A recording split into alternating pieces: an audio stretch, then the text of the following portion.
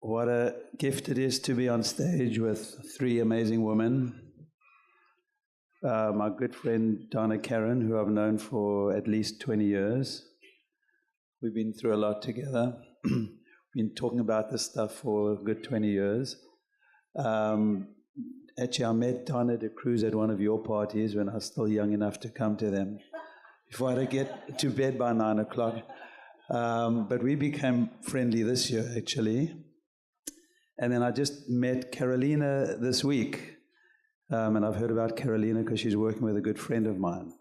So what we're going to talk about today is the idea that the ordinary actions we take on a daily basis have an extraordinary effect on our health. And we forget about that. You know, we have a culture that has made us so disconnected from nature, from our communities, from ourselves. We have a medical system or doctors or even a culture that believes health is going to come from a pill or from a bottle. And we forget that these simple things that we do daily are actually causing ill effects or good effects on our health, whether it's being kind to others, having gratitude, listening to music, or just having meaning in one's life. And after 30-odd years of practicing medicine, I see these aspects as probably more important than what drug you take, how much you exercise, and even what you're eating. So, just a quick story before I start asking these lovely ladies some questions. In talking about meaning, I remember a couple of years ago, I had a woman who worked on Wall Street. She was in her 40s, and she kept on coming in. She was tired. She was getting sick all the time. And we tried changing her diet, and we put on supplements, and we got her to meditate. We got her to sleep better, and she just wasn't getting better. And one day she came in, and I threw up my hands, and I said, you're so unhappy at work. You need some meaning in your life. I was, excuse me, I was frustrated. So I didn't see her for a while, and I got an email a couple of months later, and she said, "Hi, Dr. Lipman, I'm in West Africa. I'm totally fine. I listened to what you said. I left my job. I went to work for a nonprofit, and I'm really happy. I love what I do, and I'm totally fine. Thank you."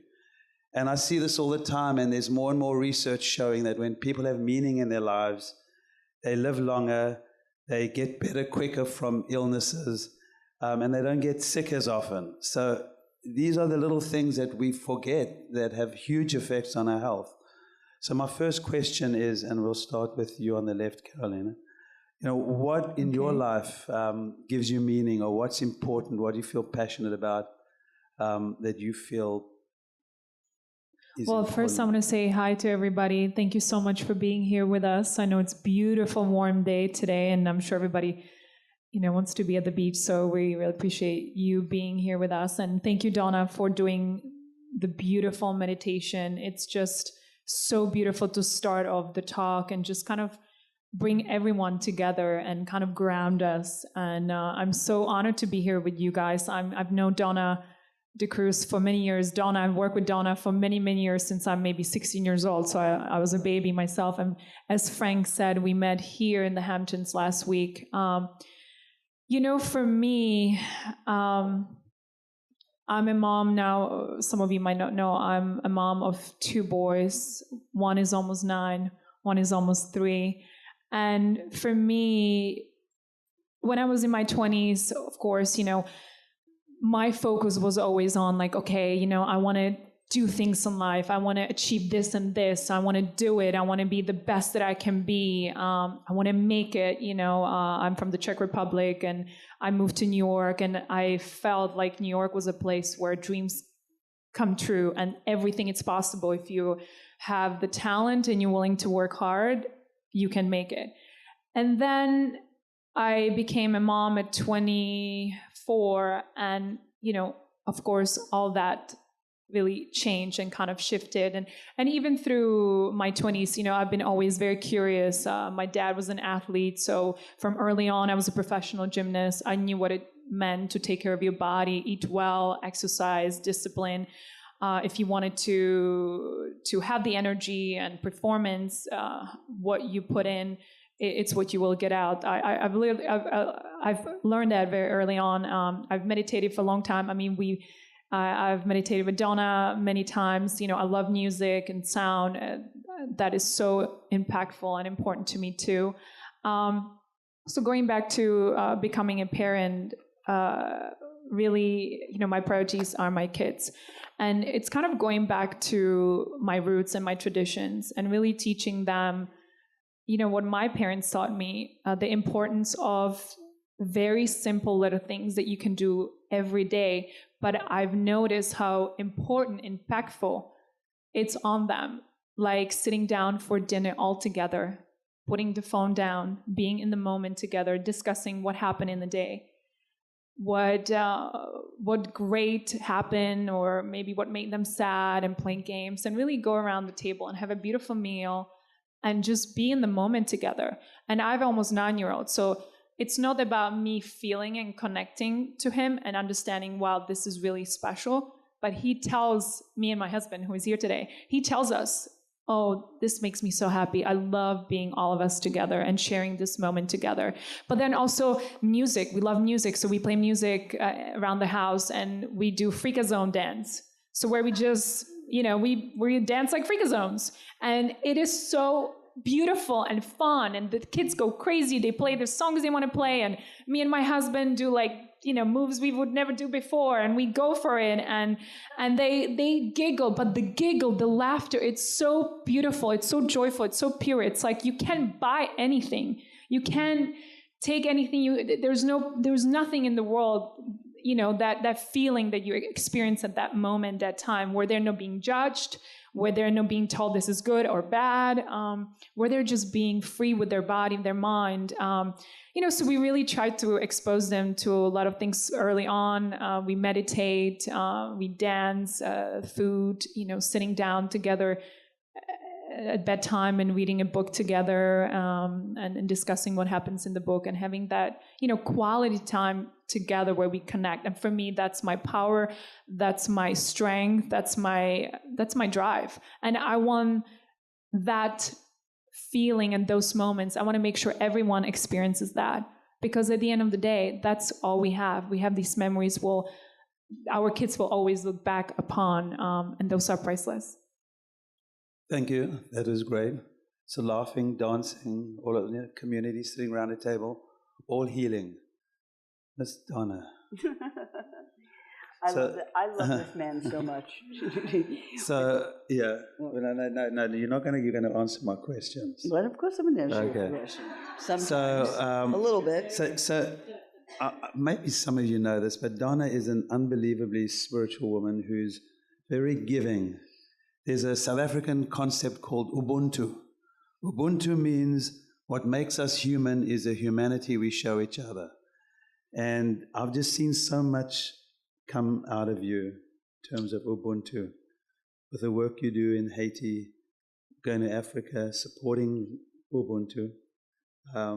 So can you, that's obviously important to you. Can you, I think talk a little bit about Frank that? And I have this, I think we all have love-hate relationships, right?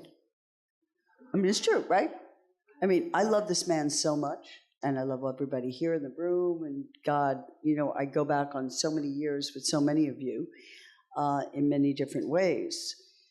But I think as I all sit around and look at every one of us, I guess as a designer, you're always in vision, looking at tomorrow. But a little backstory on that. My daughter, I'm so excited she's here, Gabby, and actually she's really my mother. I'm her daughter. You get to a certain age, they think they control you. Right? We let them think that. Anyway, my daughter and her partner just opened this amazing restaurant, Tutto Il Giorno, across the street, right? And said, Mommy, you have to do something. Mommy, you have to do, you have to have the clothes there. And I go, Gabby, it's the weekend. Why do I have to do this? She says, oh, Mommy, you know what you like to do. But what I really like to do, and I think, yes, people think I'm a designer, but I'm really not. I mean, I'm sort of a designer. My boss, Anne Klein, died while my daughter was being born. So I'm in the hospital giving birth to my daughter, which I am so excited about. And my boss is in the other bed in another hospital dying of cancer. And I was 24 years old, and I get this call, and we're designing on the telephone how many buttons should the navy blue jacket have, you know? It was like 2, 4, 6, and they, of course, thought I was crazy. And they said, well, Donna, when are you coming back to work? I said, would you like to know whether I had a boy or a girl? I said, and I was 9 months, I was huge. I mean, huge. She was a 10-pounder, and she was late. So there I was giving birth to my daughter, and all of a sudden I got a phone call, is when are you coming back to work? I said, would you like to know whether I had a boy or a girl? By the way, I had a little girl, if you're interested. He said, well, that's all nice, but we have a collection due. I said, and Anne's in the hospital, Anne Klein, I was working for her at the time, and I was going to be a stay-home mom. I did not want to work. No, my mother worked. I wanted to be a stay-home mom. But why I'm telling you this story is because we're led. Each and every one of us is led. You know, we think we know it all, but we truly don't. We're guided. And the reason I'm sitting here with Frank is I've been guided to meet Frank, and Donna and I have known each other through Deepak, who gave me my first meditation. Caroline, you know, it's dressing and addressing, and I'm so glad we're addressing, not dressing right now. You know, the models get a little bit, you know what I mean. Anyway, so there's Gabby coming out, and they want me back at work. I said, well, I just had a 10-pound baby girl, and they said, well, you can come back to work. And I said to the doctor, when can I go back to work? She said, you just had a 10-pound baby girl, Donna. You have no idea what it's going to feel like. You all know women, right? Doesn't feel so good down there. Anyway, I said, don't worry about the stitches. I have a sewing room. They could take care of it. No problem. So he says, okay, you have to stay you have to stay at home for 1 week. So he said, well, we'll come to you. They bring the entire company out to my house. And I have bagels, lox, figuring everybody's going to see my daughter Gabby. How brilliant is that, right? Unfortunately, I get a phone call, 9 o'clock in the morning, Anne Klein dies. And in those days, people did not discuss the word cancer. My father died when I was 3 years old. My mother died. My boss died. Every single one of us, this is not about me. This is about we. We're all going to go through this. There's not even an if, ban, but about it. The question is how. So I got very frustrated, and I brought us all together. Frank, of course, I called Frank up immediately. And I said, oh, by the way, I had the girl, and then, yes, I had to go back to work, and I had a collection the next day, and it was crazy, totally nuts. I couldn't believe they're not telling me my boss, who's like my mother, is dying. Nobody discussed it because business was most important. So that kind of like hit me really hard. And I realized at that point that, and yeah, I came on, became a designer and all that stuff. And I stayed there. And then I wanted to open up my own company. I did Anne Klein, I did Anne Klein 2, I did Donna Karan, I did DKNY. It was never what I wanted to do. I wanted to find the calm in the chaos of the world we live in today. And we all know we live in chaos. We live in chaos, past, present, future. The past is the wisdom. And you know, all of us, the cultures have our wisdom. You know it through Ubuntu. The wisdom of our culture is so beautiful. I just came back from Ethiopia. Unbelievable. It cost me more money than any trip I've ever done. I had no food, no anything. I lived in a tent. But just to be there was so amazing, to be with these people. So preservation of culture is where our wisdom lies. So that's very, very important to me. That's the past. The present, healthcare. I don't know how many people are here right now, but every one of us is going to live with this. Nobody's getting away with it. We'll be born, we're all going to die. The question is how. Who's going to be by our side? Who's going to guide us? Who's going to take us through that journey? We all have the doctors and the nurses and all of that. But the reality is we need somebody to help us through this process. And that process is every day of my life. I mean, I get up in the morning, I'm a wasted mess. You know, you work, as you say, Frank. And yes, we have to have the breath work. We have to have the meditation. I've been doing yoga since I'm 18, weirdly enough. That's how the bodysuit started, for those of you who think I'm a designer. So I wear the bodysuit and, you know, wrap and tie a skirt, and that was it. But I was more interested in yoga. And what is yoga? We're all doing it right now. And thank you for guiding us through yoga. Yoga is being. It's just being seated, being in the moment, being present, being connected to one another, creating a community of yoga. So yoga is not putting your legs around your head, even though I can do it, I will admit, used to at least. Now it's Pilates, but that's another story. But it's a question of how do we create a community? You're doing it right here and right now.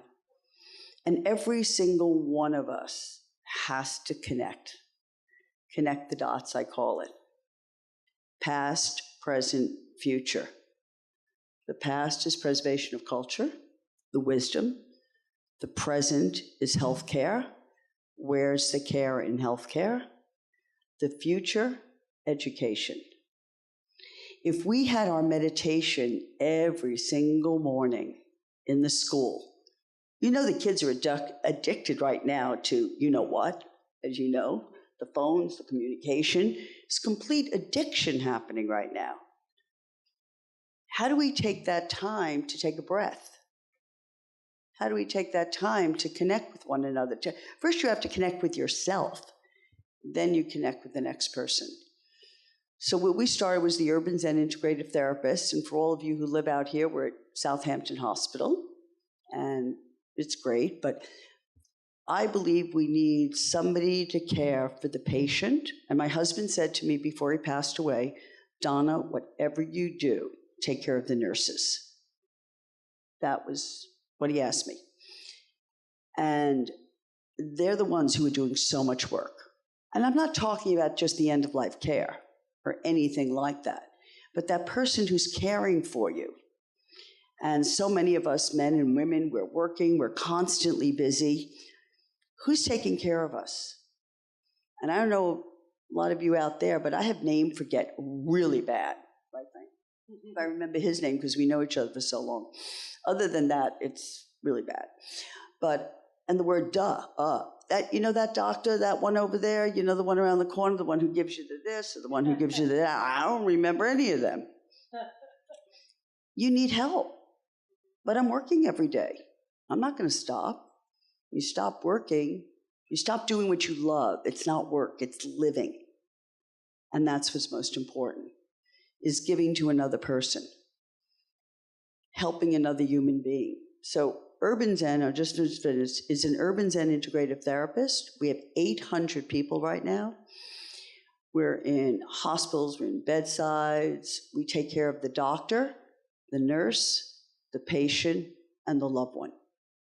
Because the loved one, if you think about it, is sitting by that bed, and all of us have been loved ones in one shape or form. You know the doula, as you're giving birth, it's a doula. So the nurse is doing one thing, the doctor's doing another, but it's the doula who's taking care of you. So that's what I do. Did that make sense today? Yeah, for a change, yeah. I know he wants me to shut up. But anyway, I hope you all just find that understanding that we're not going to cure a disease. Maybe we will, maybe we won't.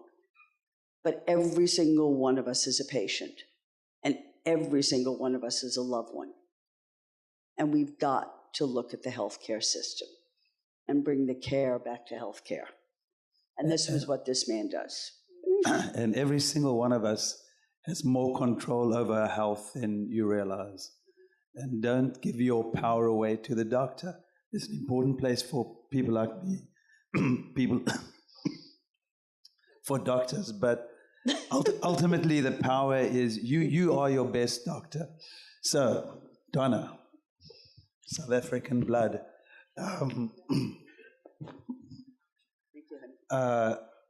So we connect with the whole music thing. Mm-hmm. I mean, I'm a music freak too, as you guys are, and I love what you've done with your meditation and the music, and I've seen how important music is to you. So can you sort of expand on that whole idea of the meaning of music to you and how you bring it into your life?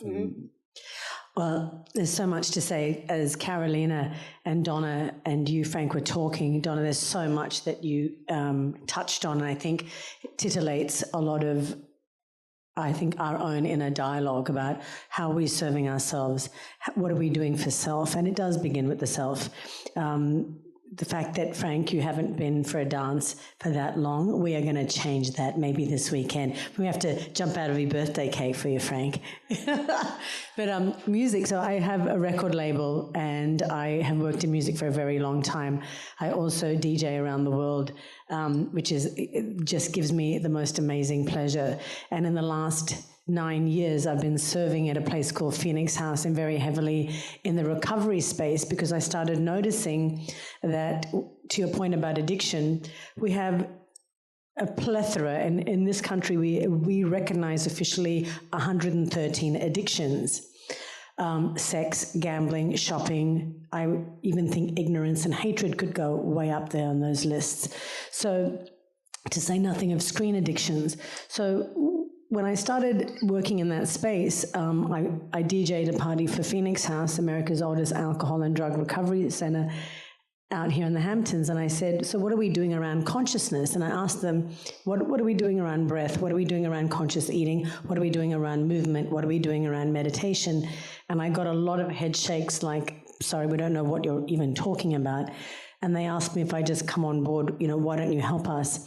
So I realized that a person that is sitting at fundamentally a court-mandated facility cared very little about words that I knew as a person who'd come out of TM, which is my first great love, as a person that had come out of TM and out of the Vedic world and a child of India. I sat in front of them and I thought, you don't care about mantra, you don't care about anything except that someone has come here, sees you, and recognizes you, and wants to offer something. So they understood the act of compassion. And so I designed a Dip into Bliss really around that. And fundamentally, it was around music. I realized I could sit there and we could have a whole dance around what is consciousness and try and give an experience. But it was actually through music. I really asked the divine, how do you want me to do this? And her answer was very simply, do what you love. And that's what you titillated when you were speaking, Donna, and you too, Karolina. What do you love? Dharma versus drama. Dharma is that word in Sanskrit that says, get quiet enough to tune into the frequency, not of what everybody, including society or family, tries to coerce you toward, but tune into the frequency of what have you been sent here to do.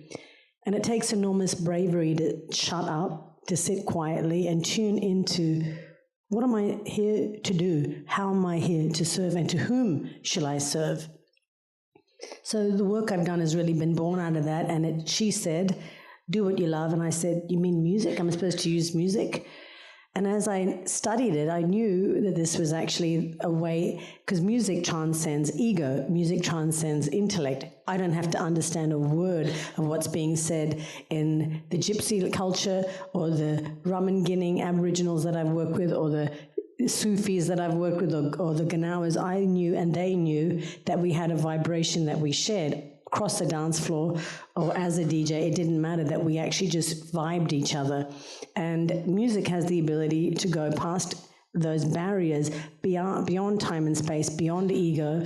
And when I came and sat, the hands and spirit just knew what to do. So I tuned into the frequency, and some of which you heard today has psychoacoustic, has binaural, has solfeggio frequencies, all of those things embedded, so that you don't have to worry about it. You just have to listen and receive. So that music combined with simple guidance is able to take people that I work with. Now, as it turns out, that guy and gal that's a hedge fund person, a model, a person who's a mom, the everyday addict who's going, what's going on? How do I figure my way through this?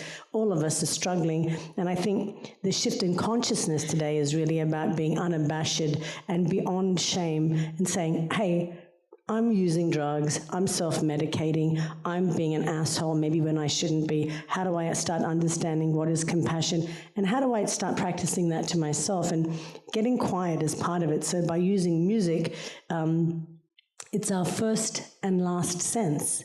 The first thing that we're aware of, and the very last thing is this, as we leave this earthly plane, is sound.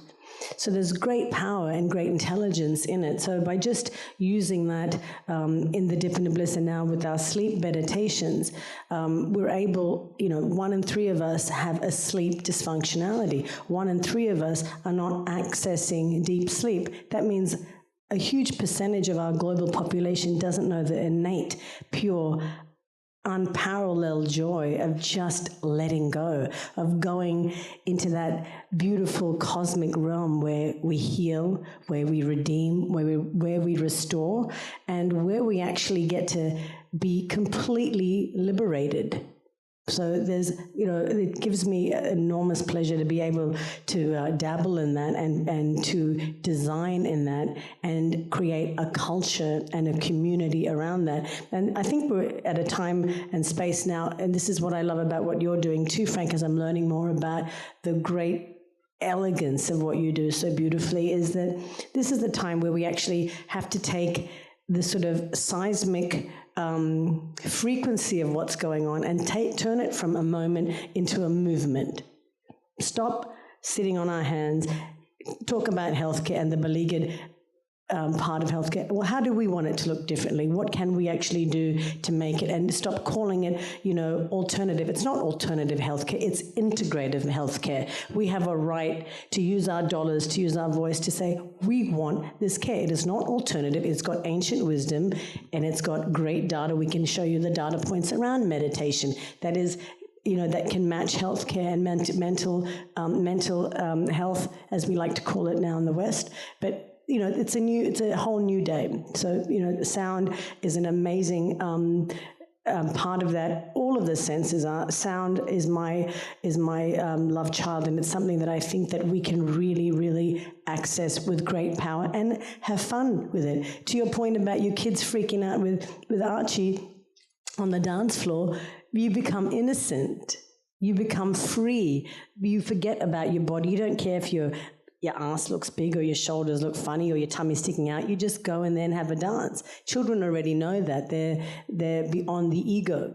So, having music on and just, having fun with it and being a family doing it, there's nothing better. And that's why things like Burning Man, I think, are emblematic of how people want to become a tribe. We have a great desire to want to dance together, to play together, to dress up together, to be liberated, to be kind, to be compassionate. These are not just ideas. This is actually a zeitgeist that we're all tapping into. Thank you. Well, I could say a lot of things about a lot of what you said. It was pretty amazing. Just, a couple of things. You mentioned sleep, and you're doing these sleep meditations. I mean, sleep is so underrated in our culture, and it's probably more important than your diet or exercise. We're realizing what goes on in sleep that we didn't have a clue about before. We have something called the glymphatic system. Has anyone ever heard of that? So we have a system in our brain that's basically a cleanup crew, and it only works when you sleep. So it cleans up all those proteins and those byproducts of chemicals that are made during the day, and only works at night. So it's as if you have a party at night and you don't clean up the mess, and the next morning there's this mess.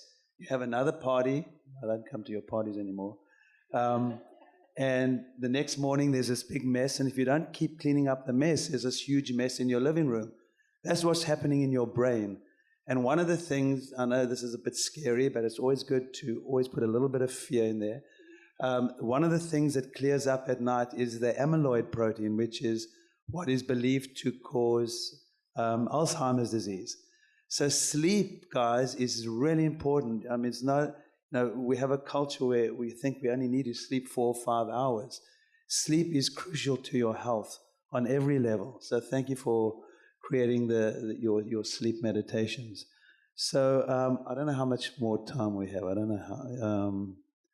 We can go on 5 minutes, and then one thing that Frank said, I think that is so you are so right on. Imagine that our conscious mind, in very simple form, is constantly recording. And the unconscious, the sleeping mind, is the editing part.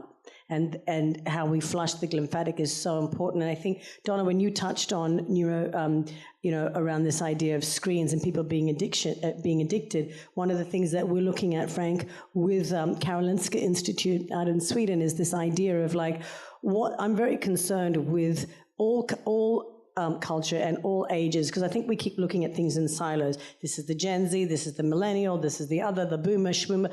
There is one culture now with a screen. Everybody's looking at it and it's causing a multiplicity of concerns for me and for all of us.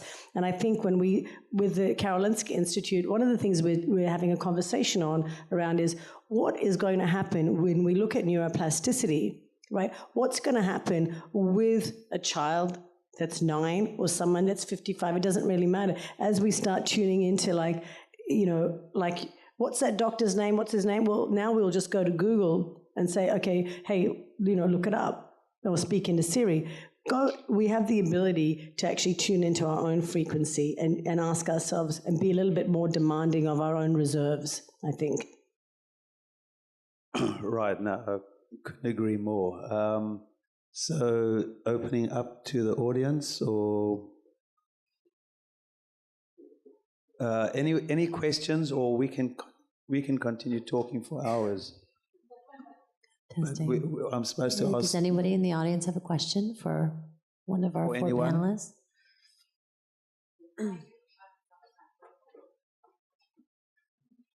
I haven't thought it through, so I'll just speak as I think.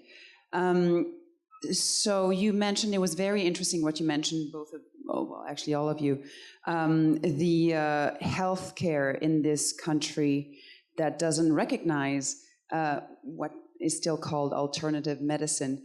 Do you have any insight as if it's going to be recognized fairly soon, or if it's something that is on the way?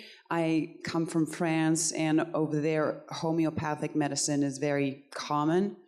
I have a 7-year-old boy who has a little bit of anxiety, and I was like, I'm going to go to a homeopath in New York and ask and just have the right medicine for him. And that appointment is $1,000. And I just fell off my chair. In France, you just go to the pharmacy, you ask the pharmacist, and they give you the right thing, and they talked with you for 20 minutes. And I just did that. I just came back, and that's it. There's such a disconnect of the alternative medicine in this country that I don't understand. So hopefully it's on its way. I think it's we got a problem. Me and Donna disagree on this. I think it's very, being trained as a doctor, it's a very, very powerful brainwashing. It's basically like a cult. You know what they do in cults? They deprive you of sleep, they feed you junk food, and they put all this information, they pound you with all this information so you can't think about anything else. That's what we get at medical school. We get force-fed all this information, we're deprived of sleep, and there's always coffee and junk food around. So it's sort of like a cult. I know Donna doesn't like to hear this, but I think it's very hard. I do feel that I'm the older generation. I think that the newer generation is changing, but it's very hard to change the system. I think it's a consumer-driven movement. It's going to come from consumers, people wanting it and demanding it. It's not going to come from within the system. Donna has done a fine job by trying to change it. It's been difficult. I think doctors are very hard to convince otherwise. I mean, I'll give you a perfect example. Most of us know when we go walking on the beach barefoot, we feel different. You feel something. I mean, there's a whole idea of grounding, which is, I mean, to any normal person makes sense. You're walking barefoot on the ground, on the beach, in nature. You're walking in the forest. You feel a difference. You're getting some energy from nature. I wrote a tweet. I got a Twitter thing. So I wrote a tweet about grounding, something about, I can't remember exactly what I said. The feedback I got from these doctors, like, it's not scientific, and I mean, vicious. So I don't think, I mean, that's just a small example. I just don't think the change is going to come from within the system. I think part of it is going to have to be like, we are, we keep calling ourselves consumers, which I find that language, we have to actually change the vernacular around that. And it's not, I think one of the things that you encourage, which I love, is ask questions of your doctor. This is not a god, this is not a guru, this is somebody who's your caregiver. Engage with them differently so that you can, you start having a different relationship. And I think one of the things we're starting to see with different generations is that now that we are starting to ask, where's our food from? Where's our water from? What is the source of it? Is it ethically sourced? Is it consciously sourced? These things are not just an idea. Again, this happens. It will happen just like trafficking and just like Me Too movements. These things will start moving into the zeitgeist, from a zeitgeist into policy, because we'll start asking, because we'll start actually demanding it. It takes time. It's not something that's going to happen overnight, but articulate around it. Ask why, and keep Google about it, and ask what parts can be taken otherwise. I'd like to say something to that. At UCLA, they called me and they said they really want the Urban Zen Integrative Therapist Program to train every single one of the nurses and doctors.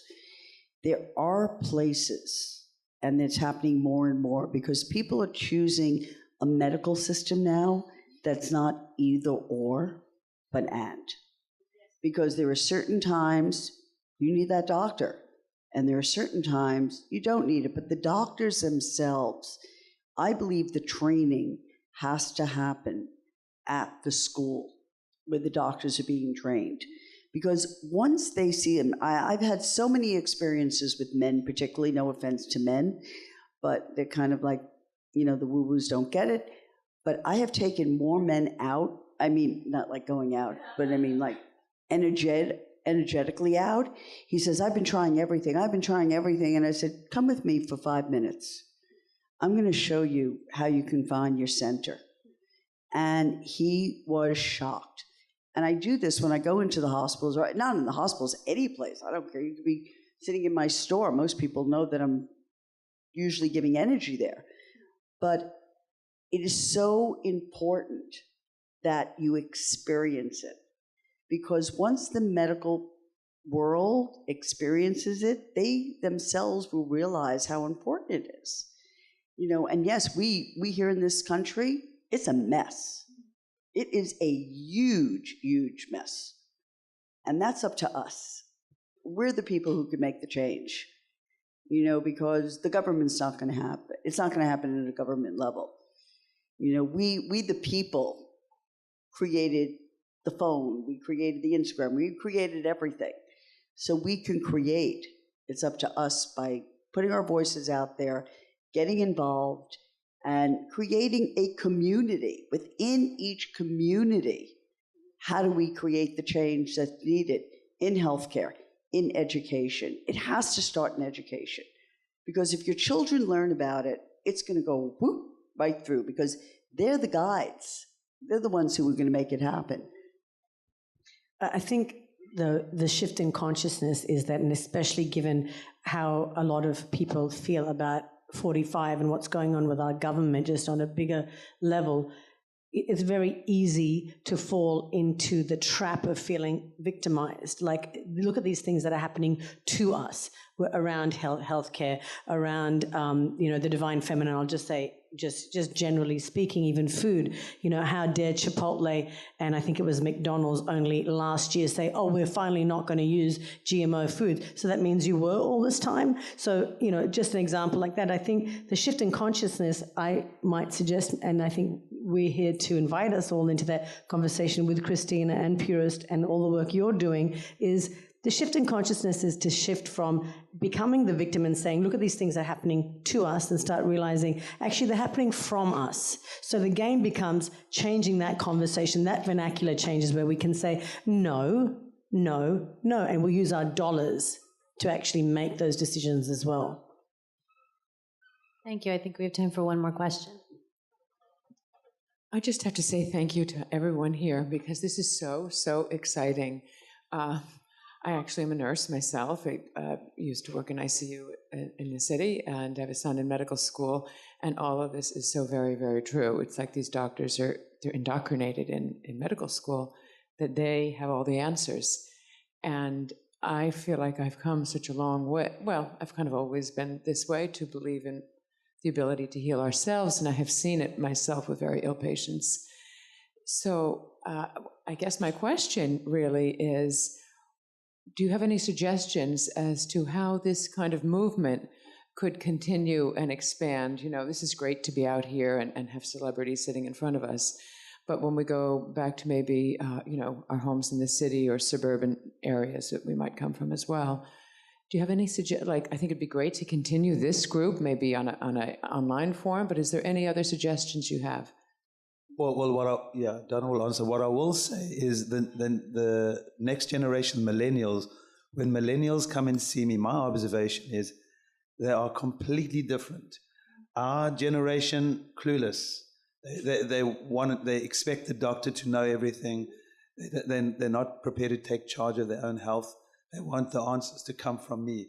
This next generation are unbelievable. I'm so impressed with you know, the 20 and 30-year-olds. I have these young women who come in and they're sick. They have severe autoimmune diseases because of the way we've brought them up, the food that we've fed them, and the whole lifestyle. So they come in severely ill. They've researched everything online. They come in with their mothers, and they basically know exactly what's going on, and they're sort of coming to me for confirmation. Are they on the right path? I see that all the time, and the mother is sitting there to get that confirmation from the doctor. It's unbelievable. I mean, so it is happening. It's happening maybe from the web. I don't know how it's happening, but it is happening. The next generation are totally on it, and they question the system, not only the doctors, they question the food system, the political system. It's fantastic to see. So I feel hopeful because of that. So, but I don't know if, once again, how to change it. I'm just seeing it happening in front of my eyes. It's amazing. He's not going to tell you to. What about Frank's book too? I have to say. Oh, yes. Good book. Yeah. Thank you. Yes, get Frank's book. And actually, I think the best way to do this is call your community. Create your community. You've got your friends, you've got your family, you've got whatever. Create that community. Find out who in that community has the information. And certainly by going to the healthcare, world, you could find these people to come to you, sit and talk to you. There is so much happening out there that if, let us say, you were a student at school? No, she was a nurse. A nurse? You went to medical. Mm-hmm.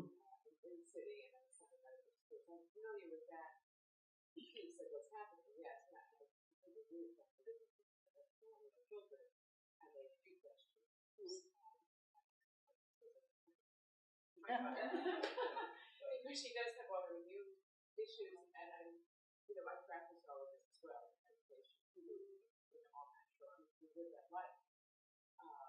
Do you bring it into the hospital or into your care? Okay.